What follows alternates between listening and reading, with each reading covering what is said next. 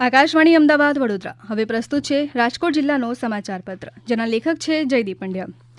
રાજકોટમાં રમતગમત સંકુલ ખાતે 4 જાન્યુઆરીના રોજ એક દિવસીય રિફ્રેશર ટ્રેનર તાલીમ કેમ્પ યોજાયો હતો, જેમાં રાજકોટ મહાનગર ઉપરાંત ઉપલેટા, ગોંડલ, ધોરાજી અને વિંછિયા સહિતના વિસ્તારોમાંથી 300થી વધુ યોગ ટ્રેનર, યોગ કોચ અને યોગ કોઓર્ડિનેટર્સે ઉત્સાહભેર ભાગ લીધો હતો।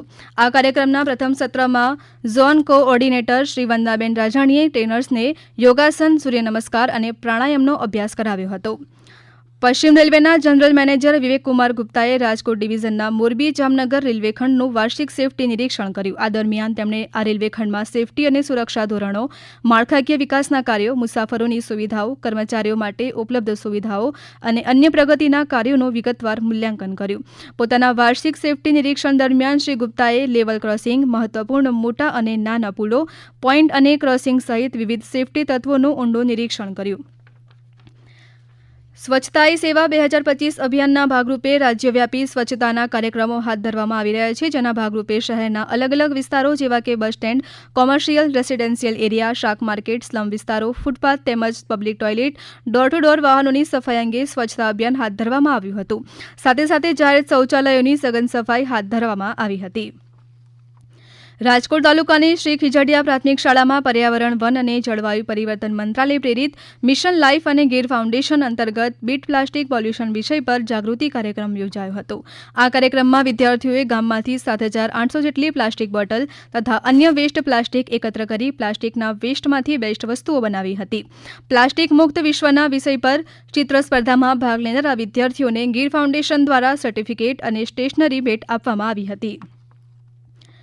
રાજકોટ ખાતે આયોજિત 74મી ઓલ ઇન્ડિયા હોકી ચેમ્પિયનશિપ 2025-26નો ફાઇનલ મેચ બાદ ભવ્ય સમાપન સમારોહ યોજાયો હતો। આ સમાપન સમારોહમાં વિજેતા ટીમો તેમજ ઉત્કૃષ્ટ પ્રદર્શન કરનાર ખેલાડીઓનું શિલ્ડ, મેડલ્સ તેમજ મોમેન્ટો આપીને સન્માન કરાયું હતું। આ તકે ડીજીપી શ્રી વિકાસ સહાયે ટુર્નામેન્ટના સમગ્ર આયોજન બદલ ગુજરાત પોલીસ, રાજ્યના રમતગમત વિભાગ અને રાજકોટની આયોજક ટીમને અભિનંદન પાઠવ્યા હતા।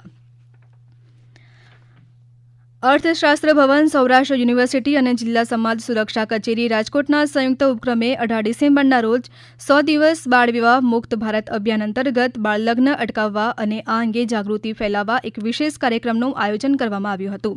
આ કાર્યક્રમમાં સૌરાષ્ટ્ર યુનિવર્સિટીના માનનીય કુલપતિ ડોક્ટર ઉત્પલ જોશી સાહેબ હાજર રહ્યા હતા અને પોતાના પ્રાસંગિક સંબોધનમાં જણાવ્યું હતું કે બાળ લગ્ન સમાજના સ્વસ્થ વિકાસમાં મોટો અવરોધ છે। નવી શિક્ષણ નીતિને બાળ લગ્ન સાથે સાંકળતા કહ્યું હતું કે શિક્ષણ દ્વારા જાગૃતિ ફેલાવીને બાળ વિવાહ મુક્ત સમાજ રચવામાં યુનિવર્સિટીઓ મહત્વની ભૂમિકા ભજવી શકે છે। પોલીસ કમિશનર શ્રી બ્રજેશકુમાર ઝાની અધ્યક્ષતામાં રાજકોટ ડીસીબી પોલીસ સ્ટેશન ખાતે નાર્કો કોઓર્ડિનેશન સેન્ટરની બેઠક યોજાઈ હતી। પોલીસ કમિશનરે રાજકોટ પોલીસ વિભાગ દ્વારા તાજેતરમાં કરવામાં આવેલા ગાંજાના ઉપયોગ, વેચાણ તથા વાવેતર સંબંધિત કેસોના વધતા પ્રમાણની ઘટનાને લાલબત્તી સમાન ગણાવી હતી। આ સંદર્ભે તેમણે ગાંજો તેમજ ડ્રગ્સનું વેચાણ અને સેવનનું પ્રમાણ વધી રહ્યું હોવાનું જણાવી પોલીસ તેમજ અન્ય સહયોગી સંસ્થાઓને આ સ્થિતિને ગંભીરતાપૂર્વક લેવા અને રેકેટ તોડવા માટે કડક કામગીરી કરવા સૂચના આપી હતી। આપ સાંભળી રહ્યા હતા રાજકોટ જિલ્લાનો સમાચાર પત્ર, જેના લેખક હતા જયદીપ પંડ્યા। આ પ્રસારણ આકાશવાણીના અમદાવાદ વડોદરા કેન્દ્ર પરથી કરવામાં આવ્યું।